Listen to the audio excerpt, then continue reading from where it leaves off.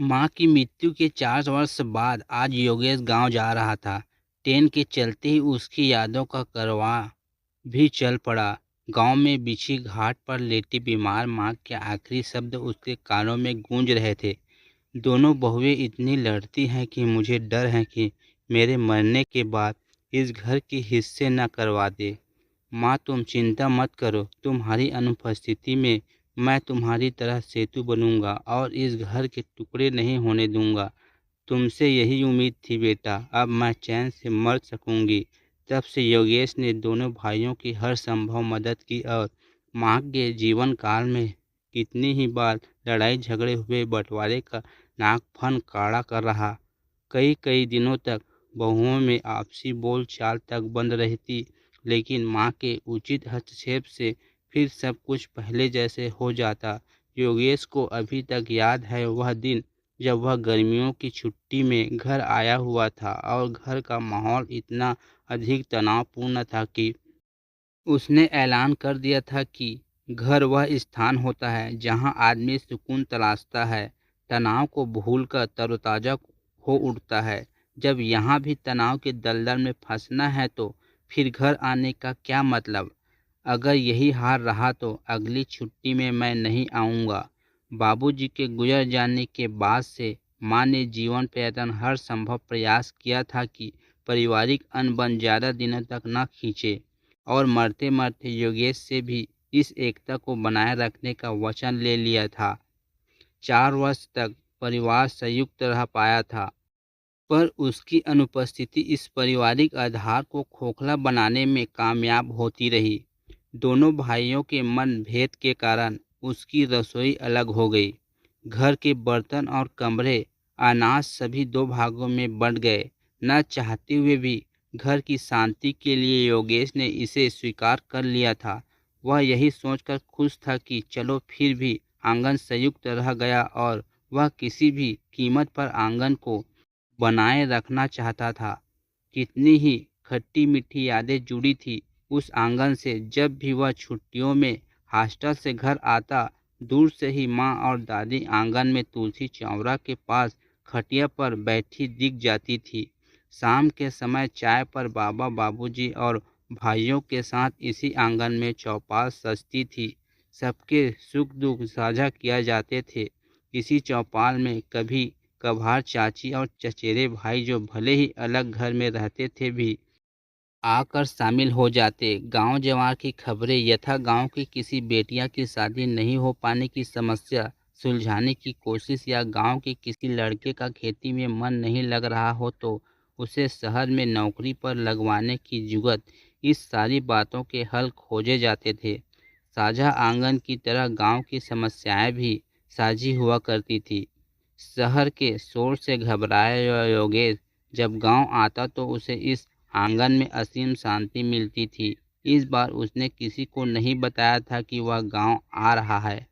सोचा था अचानक से पहुंचकर सरप्राइज देगा और उस आंगन में पहले की तरह खटिया लगाकर दोनों भाइयों के साथ अपना बचपन और माँ बाबूजी की याद ताज़ा करेगा। उसका स्टेशन आ गया था। गांव जाने के लिए केप की गांव के अंदर जाने के लिए भी अच्छी सड़क बन गई थी जो उसके घर के दरवाजे तक जाती थी। दरवाजे पर पहुंचकर गाड़ी से उतरा तो उसे घर का नक्शा बदला हुआ दिखाई दिया। घर के 2 हिस्से हो चुके थे और दोनों दरवाजों पर दोनों भाई की नेम प्लेट लगी हुई थी। योगेश तय नहीं कर पा रहा था कि किस चौखट पर पहला कदम रखे।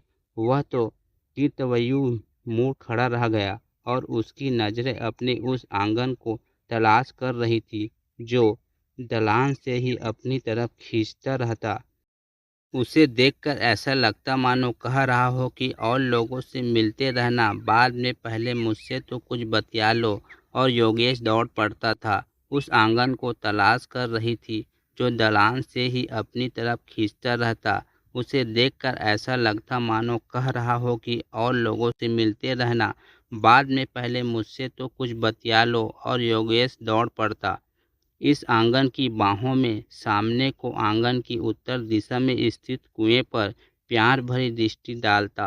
बीचों बीच स्थित तुलसी के चौरे पर मत्था टेकता और बढ़ जाता पूर्वी ढाबे की ओर, जहां उसकी आजी के हाथ स्वतः ही उड़ जाते थे उसे आशीष देने को। दोनों भाई अपनी अपनी खटिया पर बैठाने के लिए योगेश के हाथ खींचते, तब वह इस दुविधा से बचने के लिए तीसरा रास्ता निकालता।